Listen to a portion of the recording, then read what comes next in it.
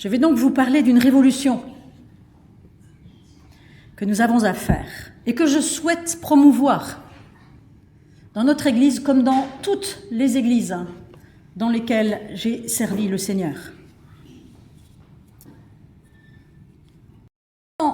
Après Jésus-Christ, le grand astronome grec Ptolémée prouve sans conteste que la Terre est au centre de l'univers, que toutes les planètes et même le Soleil tournent autour de la Terre. Pendant 1400 ans, ce paradigme, c'est-à-dire cette manière de voir les choses, va rester incontesté. Et puis vient Copernic d'abord et ensuite Galilée. On connaît mieux Galilée, en règle générale, parce que nos programmes d'histoire dans les lycées et collèges focus davantage sur Galilée. Néanmoins, c'est Copernic, un savant polonais, qui vers 1500 ans après Jésus-Christ va contester, va être le premier à contester ces affirmations. Copernic et Galilée analysent l'univers d'une manière nouvelle et dans leur analyse, la Terre n'est qu'une des nombreuses planètes, vous le savez, qui gravitent autour du Soleil. Galilée va même aller plus loin que Copernic. Pardon. En général, parfois je me trompe, je dis Pokernic. C'est, voilà, vous remettez les choses à l'endroit toute seule. Donc Galilée va même aller plus loin, il a été plus audacieux que Copernic parce qu'il va affirmer qu'il y a d'autres systèmes, d'autres galaxies que la nôtre. Évidemment, ce nouveau paradigme a ébranlé les fondements de la vision que la société de l'époque avait d'elle-même, que l'Église de l'époque avait d'elle-même. C'était terriblement dérangeant pour tout le monde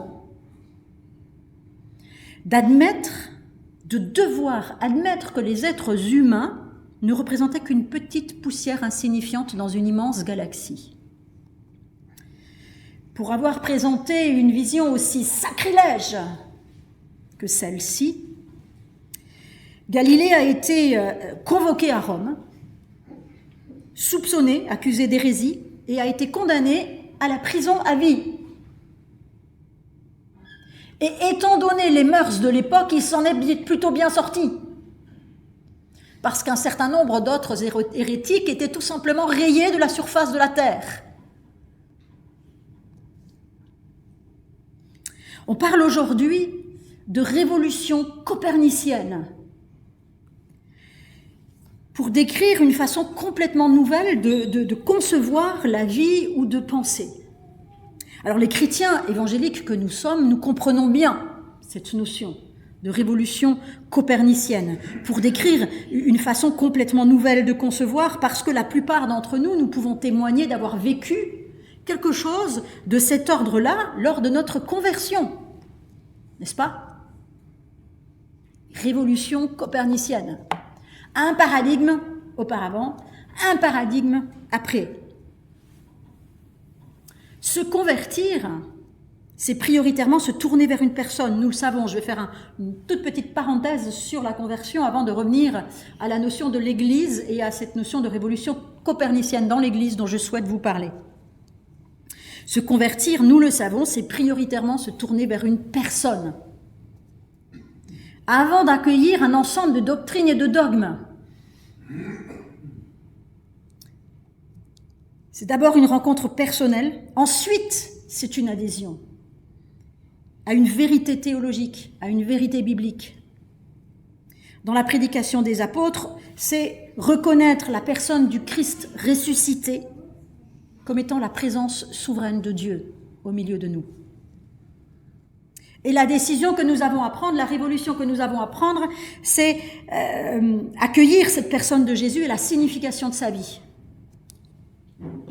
Aux deux termes, repentance et conversion, qui sont utilisés dans le Nouveau Testament pour expliciter l'expérience vécue, cette révolution copernicienne, il faut ajouter toutes les expressions qui concernent les termes foi ou croire. En français, c'est deux mots, c'est deux systèmes, on appelle ça les paradigmes aussi en grammaire, et en grec, c'en est qu'un.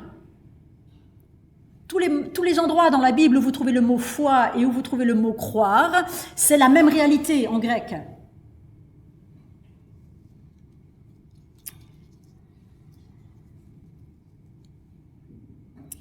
Ce qui ressort de cette révolution copernicienne que nous vivons, conversion, repentance, foi, eh bien, c'est que ce que le Seigneur nous demande, c'est quelque chose qui est de l'ordre du chemin. Tout ce paradigme de la foi, de ce que nous mettons en œuvre, relève du chemin. Quelqu'un nous en a parlé il n'y a pas longtemps. Il nous en a très bien parlé d'ailleurs. Je profite pour le remercier.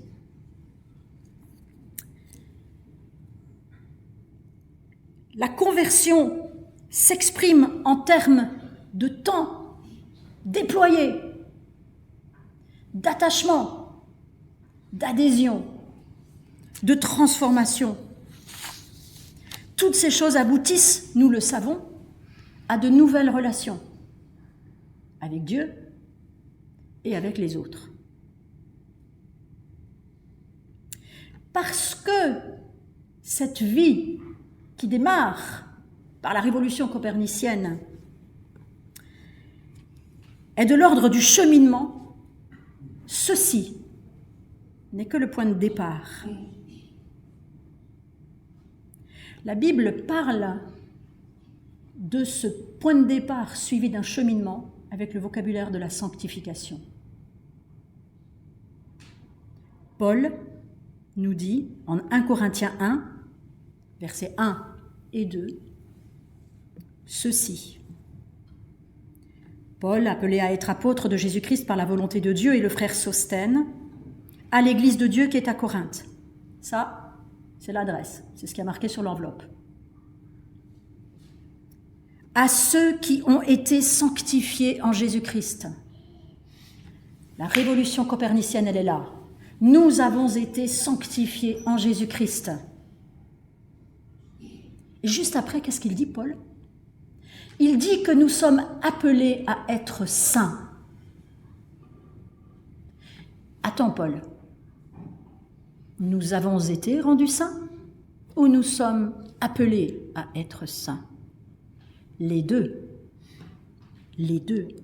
Appelés à être saints pointent vers un processus de transformation permanent dans la vie du croyant.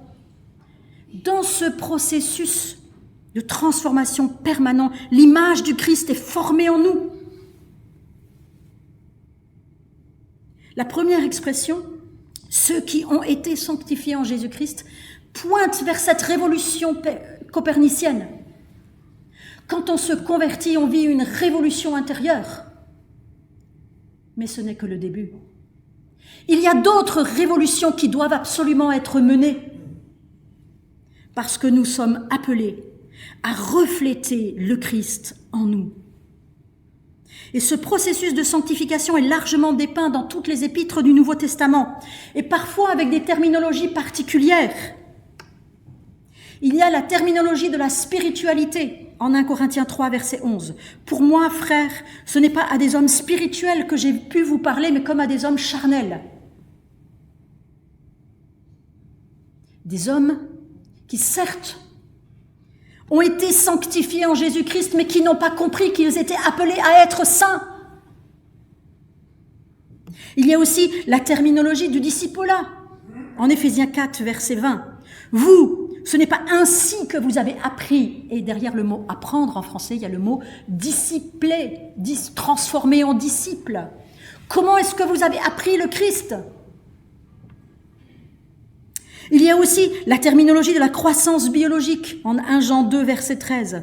« Je vous écris, Père, parce que vous avez connu celui qui est dès le commencement. Je vous écris, jeunes gens, parce que vous avez vaincu le malin. Je vous écris, petits-enfants parce que vous avez connu le Père. Une fois que nous avons été sanctifiés par Jésus, une fois que nous avons vécu cette révolution copernicienne, nous sommes des enfants et nous devons devenir des jeunes gens et puis ensuite des pères. Vous voyez la révolution copernicienne comme elle continue à œuvrer. Et puis, il y a ce texte magnifique, l'un de mes textes préférés, la lettre aux Éphésiens. Je suis désolée, je pourrais y passer ma vie. Il a donné les uns comme apôtres. Donc il, évidemment, c'est Dieu, Père, Fils et Esprit. Il a donné les uns comme apôtres, les autres comme prophètes, les autres encore comme évangélistes et les autres comme pasteurs et docteurs. Pour le perfectionnement des saints. Vous le voyez là, le processus de transformation ? Le perfectionnement des saints en vue de l'œuvre du ministère et de l'édification du corps de Christ, jusqu'à ce que nous soyons tous parvenus à l'unité de la foi et de la connaissance du Fils de Dieu, à l'état d'homme fait, à la mesure de la stature parfaite de Christ, afin que nous ne soyons plus des enfants, flottant et emportés à tout vent de doctrine, par la tromperie des hommes, par le ruse dans les moyens de séduction, mais que professant la vérité et l'amour, ou bien la vérité dans l'amour, nous croissions à tous égards en celui qui est le Christ, qui est le chef, Christ. L'objectif de Dieu pour nous. Suivant.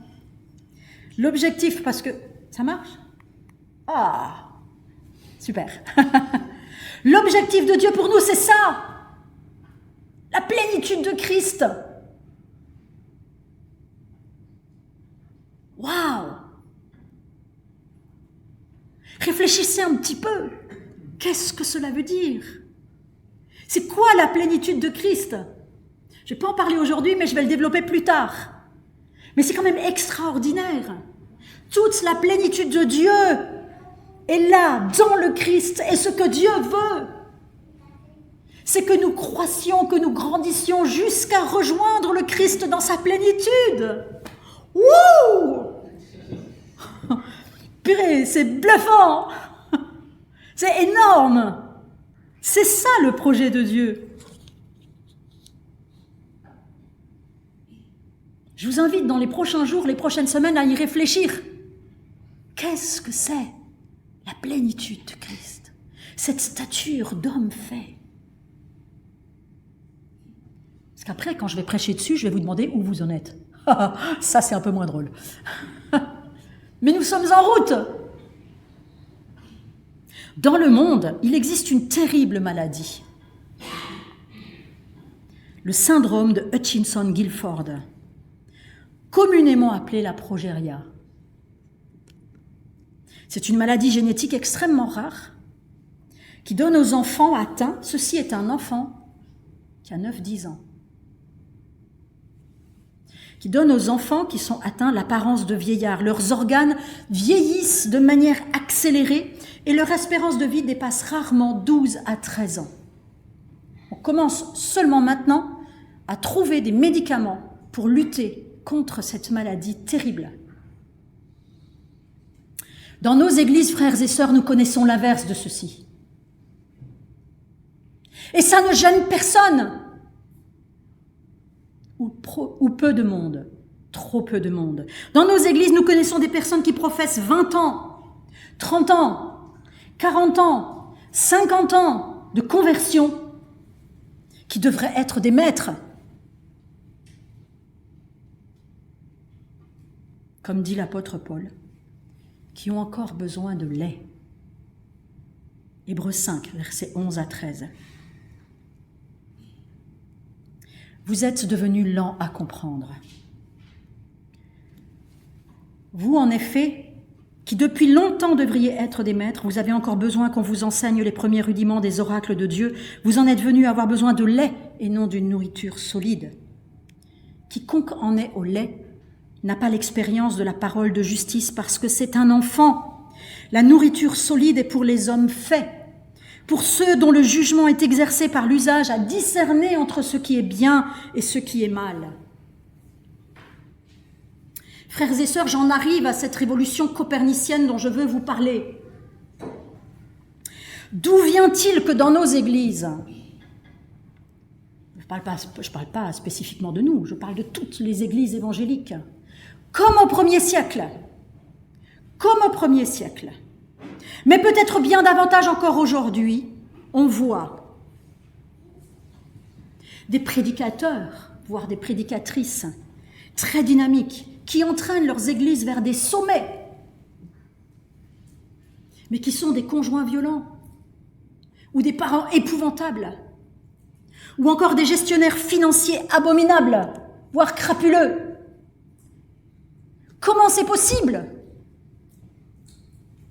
Comment peut-on voir des chrétiens engagés activement dans l'Église pour une part, mais qui d'un autre côté compliquent la tâche de tout le monde en arrivant systématiquement en retard ? Je suis toujours pas en train de parler de vous, hein ? Qui fuient, d'autres qui fuient les responsabilités. Ou bien qui vivent des colères intérieures incompréhensibles, même pour eux. Je vous renvoie à la prédication sur colère de Dieu, colère des hommes. Comment se fait-il qu'on voit des chrétiens qui d'un côté jeûnent et prient régulièrement parce qu'ils ont conscience de leurs besoins de discipline personnelle et de l'autre côté ils critiquent sans arrêt, tout en présentant cette critique comme du discernement?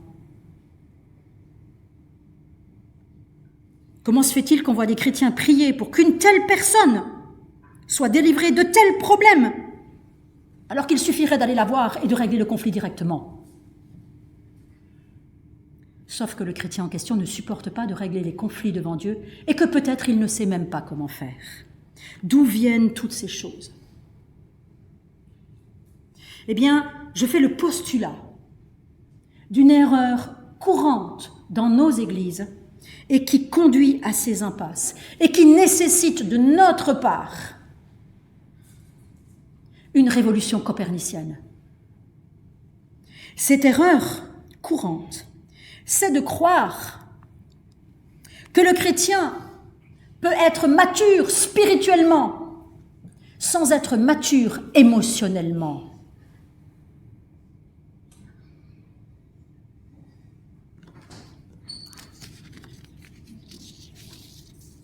J'aurais pu mettre une femme. Hein. J'ai trouvé cette image-là et j'ai flashé dessus. Je l'ai trouvée trop mimi. J'ai pas trouvé la même, sinon j'aurais mis la même avec un... Voilà, ou deux. La maturité émotionnelle et la maturité spirituelle sont indissociables. Et c'est parce que ce n'est pas compris, pas travaillé dans les églises, qu'il y a autant de conflits, de déchirures, de divisions dans les églises. Voire des ministères qui explosent. Pour devenir ou redevenir des lieux d'où la gloire de Dieu se répand sur la société, nous devons accepter cette réalité. Galates 4, versets 14 à 15, met en opposition l'amour du prochain comme principe central de la vie chrétienne, d'un côté, et les tiraillements relationnels classiques des humains immatures. Elle dit ceci, Galates 4, versets 14-15, « Toute la loi est accomplie dans une seule parole. Celle-ci, tu aimeras ton prochain comme toi-même. » Tout le monde connaît ça. Et ensuite, Paul continue, et c'est là où ça coince chez nous, humains, évangéliques. « Mais si vous vous mordez, si vous vous dévorez les uns les autres, prenez garde que vous ne soyez détruits les uns par les autres. » Ah ben non, nous on se mord pas. Nous on est des bons. Pas si sûr. De même, le chapitre 13 de 1 Corinthiens, dont nous avons parlé il y a quelques jours, donne à des chrétiens très spirituels. Ça prophétise dans leur église. Et Paul ne remet pas ça en question. Mais à ces chrétiens-là ultra spirituels, Paul donne la double piste d'un amour concret et d'une connaissance mature pour grandir dans la foi. Et si on demande Si je vous avais demandé en ouverture de cette prédication, qu'est-ce que c'est pour vous un chrétien mature, qu'est-ce que vous m'auriez dit? Un chrétien, la plupart du temps, alors peut-être que vous pas, mais la plupart du temps, les chrétiens répondent, c'est quelqu'un qui lit sa Bible tous les jours, c'est quelqu'un qui prie, c'est quelqu'un qui va à l'église, et puis si jamais il est engagé dans une église, alors là il est très mature. Ce sont des choses qui sont bonnes en soi, mais qui sont insuffisantes, d'après les textes que je viens de lire, insuffisantes pour produire la maturité présentée par la lettre aux Éphésiens comme étant la stature parfaite du Christ. Chers frères et sœurs, il n'y a que deux choses qui nous sont données dans ce texte-là, Éphésiens 4, pour grandir à tous égards vers Christ. L'amour dans la vérité.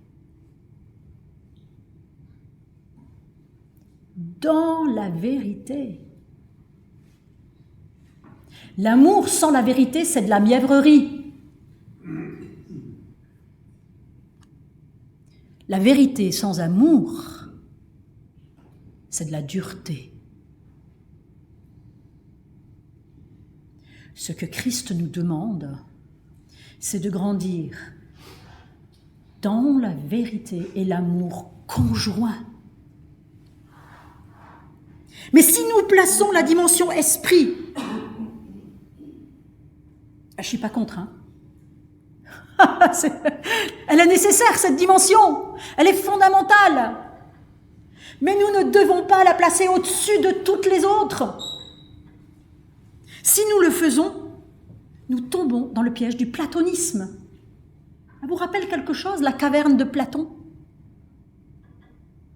Cette philosophie grecque qui dévalorise le corps et la réalité humaine au profit de l'esprit, ou bien dans le gnosticisme qui a suivi le platonisme, 1er siècle après Jésus-Christ. Le gnosticisme, c'est le prolongement, une philosophie qui prolonge le platonisme et qui affirme que l'être humain est le résultat d'une chute. Ah tiens, comme la Bible. Pas tout à fait. L'être humain est le résultat d'une chute de l'esprit dans un corps. Et donc, il faut combattre le corps pour libérer l'esprit. À toutes ces affirmations, et je vous promets, ces affirmations, elles sont dans l'Église.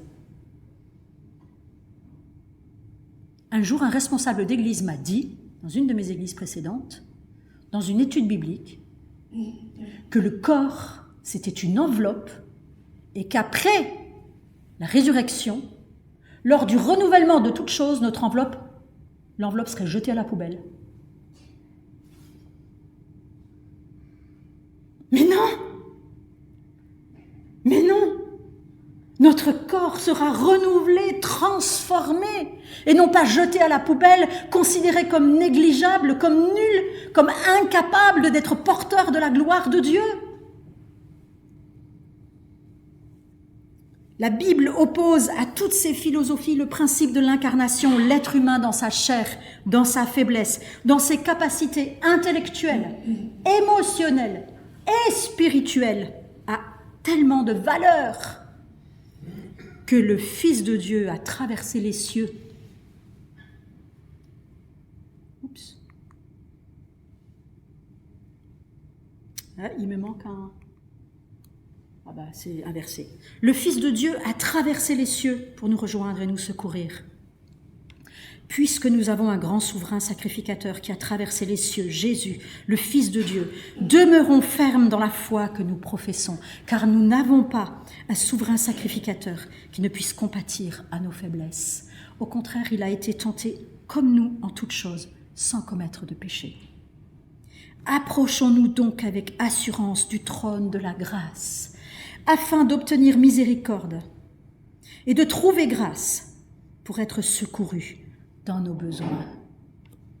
L'une des toutes premières hérésies de l'Église primitive, ça a été le docétisme. Je vous en ai déjà parlé aussi, je ne sais plus quand. Cette doctrine qui prétendait que Jésus avait juste une apparence humaine.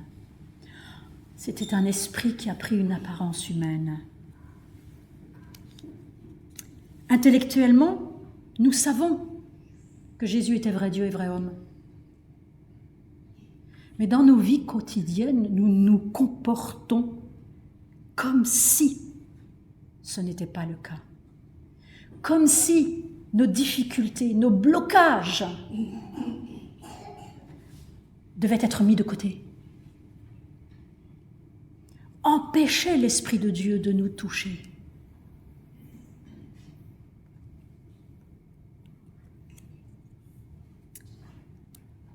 Si cela ne concernait que la vie individuelle du croyant, ce serait d'après moi un moindre mal. Mais la lettre aux Éphésiens est formelle. C'est le rayonnement de l'Église qui est en jeu. Lorsqu'on continue la lecture du texte que je vous ai lu tout à l'heure, on lit ceci. C'est de lui, de Jésus, et par lui, par Jésus, grâce à tous les liens de son assistance, que tout le corps, bien coordonné et formant un solide assemblage, tire son accroissement selon la force qui convient à chacune de ses parties et s'édifie lui-même dans l'amour. Ça concerne l'Église. Votre croissance spirituelle personnelle concerne l'Église et son témoignage. Au vu de tous ces éléments, je suis persuadée que les églises évangéliques se trompent lorsque dans leurs attentes, dans ce qu'elles proposent après le baptême, elles font un focus unique sur les domaines de la connaissance de Dieu, de la connaissance de la Bible. C'est nécessaire, mais ce ne sont que les premières étapes, le lait.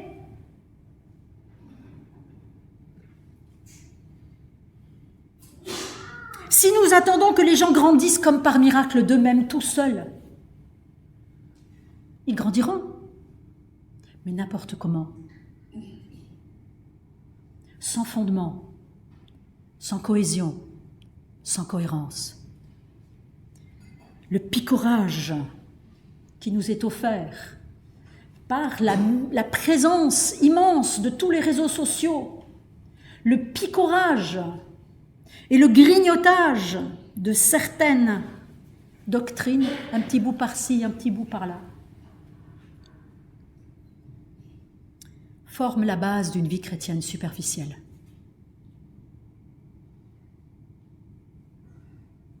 Infertile. Par conséquent, construisent un témoignage affaibli, un témoignage au monde affaibli, une croissance ralentie. Seigneur, je t'en supplie, préserve-nous de cela. Fais-nous comprendre que ce que tu attends de nous, c'est autre chose que ça. Pour aimer Dieu véritablement,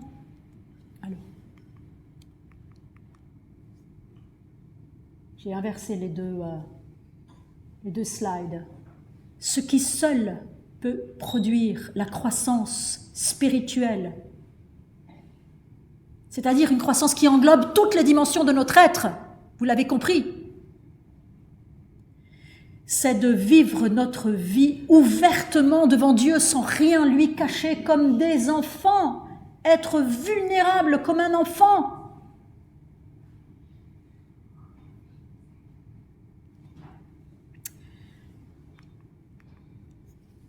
Sinon, nos vies ressembleront à des icebergs. Une partie, bien polie, visible par tous.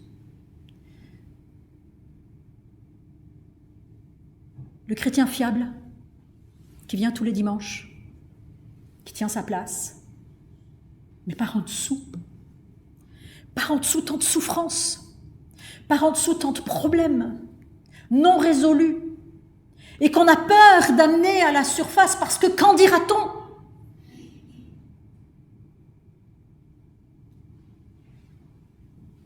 Mais Dieu se soucie plus, peut-être même uniquement de ce qu'il y a sous l'eau, parce que c'est ça qu'il veut toucher et transformer. Il faut de l'énergie, des efforts et du temps du courage et une solide compréhension de la grâce de Dieu pour grandir à la ressemblance du Christ et faire face à ce que on appelle dans Star Wars le côté obscur. Dieu nous aime tellement, dit un proverbe évangélique qu'on connaît bien. Dieu nous aime tellement qu'il nous accepte tels que nous sommes, avec ce qu'il y a au-dessus et ce qu'il y a en dessous de la surface de l'eau. Et Dieu nous aime tellement qu'il ne veut pas nous laisser comme ça.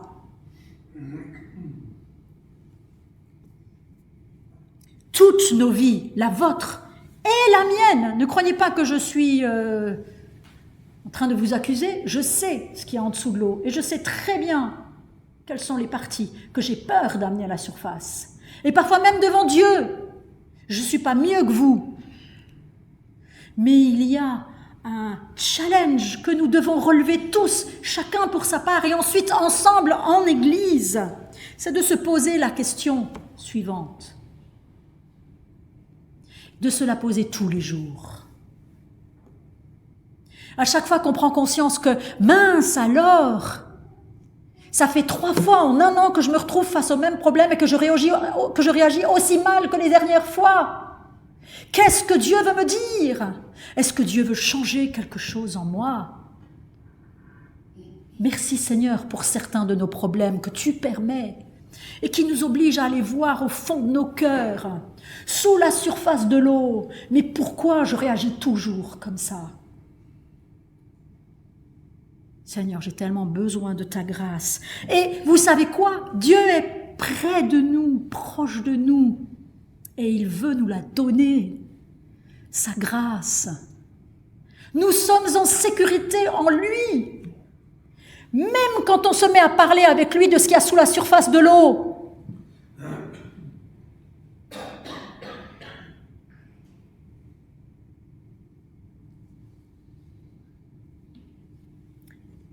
Je voudrais tout simplement maintenant vous inviter à prier pour que vous deveniez, vous, personnellement,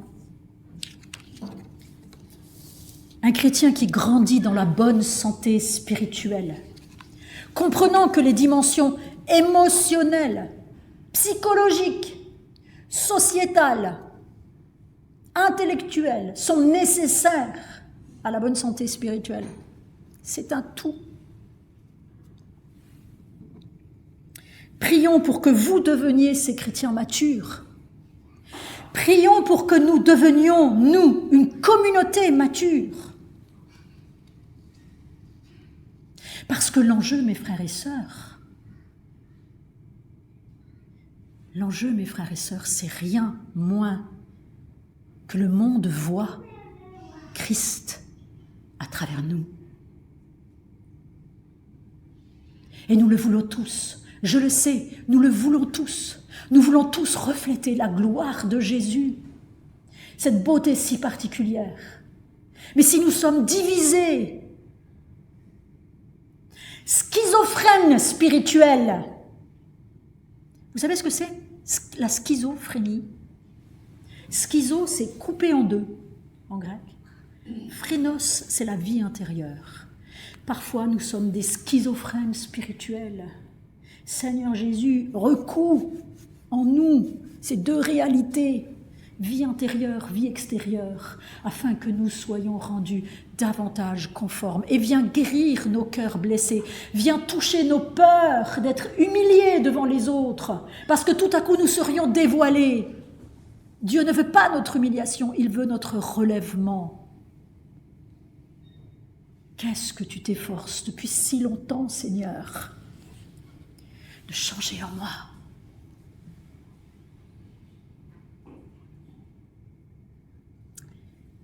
Seigneur Jésus, nous nous reconnaissons, Seigneur, dans cette image de l'iceberg dans lequel il y a tant de choses sous la surface. Tant de choses que parfois nous ne voulons pas voir, que nous mettons de côté rapidement, comme pour l'oublier, tout en sachant que c'est là et que nous devrions y travailler. Seigneur Jésus, nous sommes cet homme, cette femme, je suis cette femme qui parfois cache ses mauvaises pensées, mais tout de côté refuse devant toi de voir le péché qui est là. Saint-Esprit, ensemble, tous ensemble, en tant que chrétiens individuels, mais aussi en tant que communauté, nous venons te demander pardon, Seigneur. Pardon parce que nous acceptons ce péché en nous, sans le confronter. Alors que ta parole nous le dit, ce n'est pas correct, ce n'est pas juste, ce n'est pas bon, ça produit un fruit de mort dans nos vies, dans nos relations. Saint-Esprit, je veux t'inviter dans mon cœur et je te prie pour que mes frères et sœurs puissent ce matin vivre la même démarche, t'ouvrir leur cœur, leur lieu secret,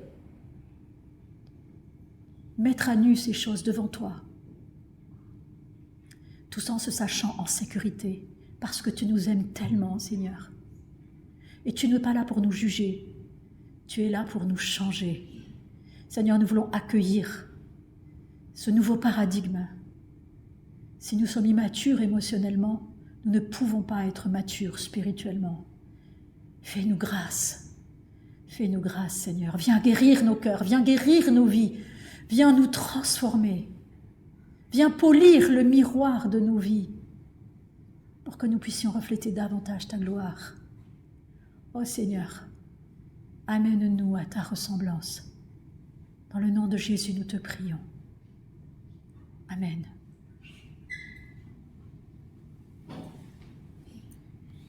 Je vous invite